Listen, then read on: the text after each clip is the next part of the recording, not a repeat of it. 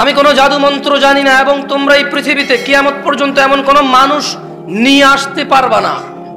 যদি তোমরা মনে করো কিয়ামত পর্যন্ত তোমরা এমন কিছু উদ্ভাবন করবে, এমন কোনো মানুষের সন্ধান পাবে যে এসে বলবে, তোমাদের ঈমান হয়ে যাবে, তোমাদের আমল হয়ে যাবে, তোমাদের আখলাক হয়ে যাবে, তোমাদের হৃদয় পরিবর্তন হয়ে যাবে, তোমাদের অজ্ঞতা সরে যাবে, তোমাদের ইলম বৃদ্ধি হয়ে যাবে, তবে তোমরা ভুল সিদ্ধান্ত নিয়েছো।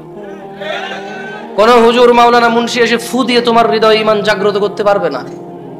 সর্বোচ্চ কিতাবুল্লাহ, আল্লাহর বই থেকে, সুন্নতে মুহাম্মদ সাল্লাল্লাহু আলাইহি সাল্লামের জীবন থেকে তোমাকে কিছু আদর্শ দিয়ে যেতে পারে, নিষেধ দিয়ে যেতে পারে, আদেশ করে যেতে পারে।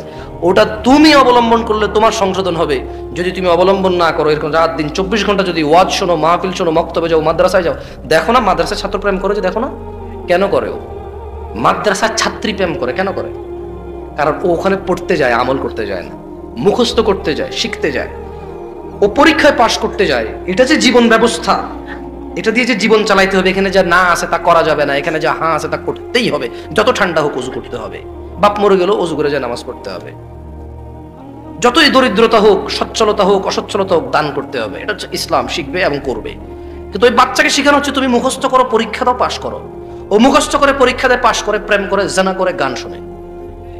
কারণ ও ওখানে মুখস্থ করতে যায়, জীবন কিভাবে চালাইতে হবে এটা করতে যায় না ও। এই জন্য স্কুল টিচার ঘুষ নিয়ে শিক্ষক নিয়োগ দেয়, এই জন্য মাদ্রাসায় ঘুষ নিয়ে শিক্ষক নিয়োগ দেয়। এই জন্য আমি বদনাম করতে আসি না হুজুরদের, এই জন্য হুজুররা কারো বাপমা মরে গেলে টাকার জন্য দাঁড়ায় থাকে। এই জন্য স্বামী স্ত্রী তালাক হয়ে যায়, হুজুররা বলে তুমি যদি 5,000 টাকা দাও, অমুক জায়গায় বড় মুফতি আছে, উনি তোমাদের আবার মিলাই দিতে পারবে। এই জন্য একটা মহিলা বলছে যে আমার এরকম এরকম খারাপ লাগে, আমার স্বামী আগে আমার কথা শুনতো, এখন আমার কথা শোনে না, হয়েছে কি? হুজুর বলবে যে তোমার শাশুড়ি তোমার জন্য তাবিজ করছে। এবার স্বামী যাবে, আমার বউ আগে ভালো ছিল, এখন আমার বউ কেমন কেমন করে। এবার হুজুর বলবে যে তোমার বউয়ের আগের প্রেমিক তারে জাদু করছে, তাবিজ করছে।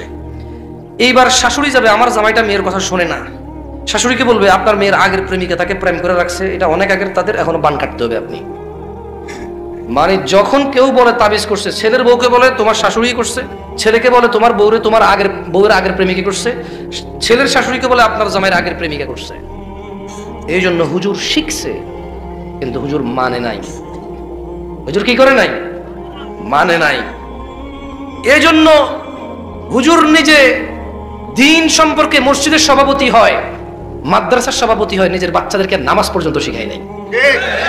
কারণ সে ভাবছে যে সভাপতি হয়ে গেলে চলবে, সে ভাবছে যে সেক্রেটারি হয়ে গেলে চলবে, সে ভাবছে তার দাদা 2 বিঘা জমি দিয়ে গেছে মসজিদ মাদ্রাসার জন্য, সে ভাবছে এটা তার উপার্জনের পথ, মসজিদ মাদ্রাসায় মানুষ দান করবে, এগুলো সে হিসাব রাখবে, হিসাব দিবে না ঠিকভাবে, সে ভাঙ্গা ভাঙ্গা ব্যবসা বাণিজ্য করবে, আস্তে আস্তে শোধ করবে মসজিদ মাদ্রাসাকে।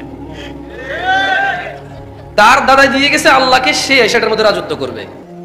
কারণ সে দিন জান্নাতে যাওয়ার জন্য শেখে নাই।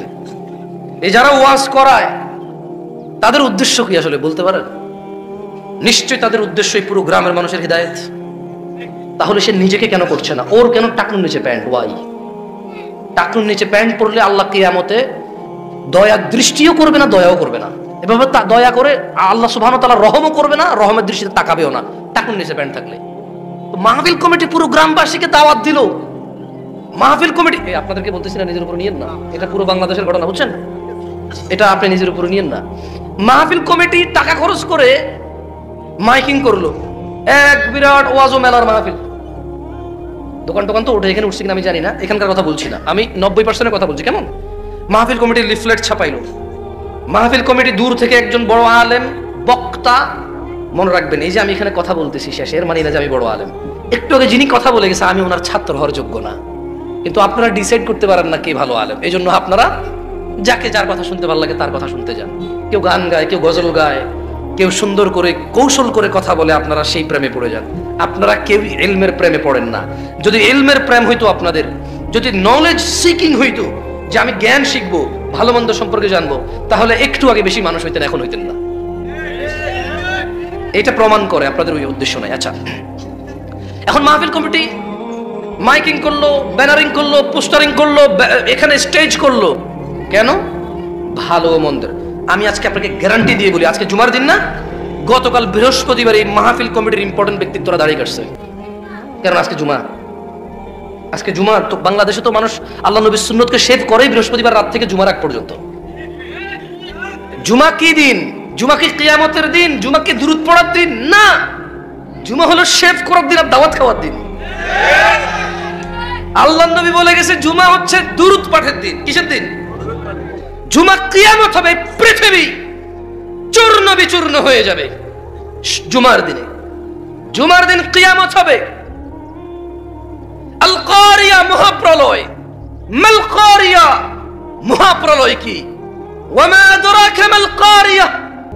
ও মুহাম্মদ ইবনে আব্দুল্লাহ সাল্লাল্লাহু আলাইহি ওয়াসাল্লাম, ও আব্দুল্লাহর পুত্র মুহাম্মদ সাল্লাল্লাহু আলাইহি ওয়াসাল্লাম, আপনি কি জানেন মহাপ্রলয় কি? আপনি কি এটা জানেন? আপনি ইয়াউমা ইয়াকুনুন নাস কাল ফারাশিল মাবসুস, মানুষ সেদিন হবে বিক্ষিপ্ত পতঙ্গের মতো।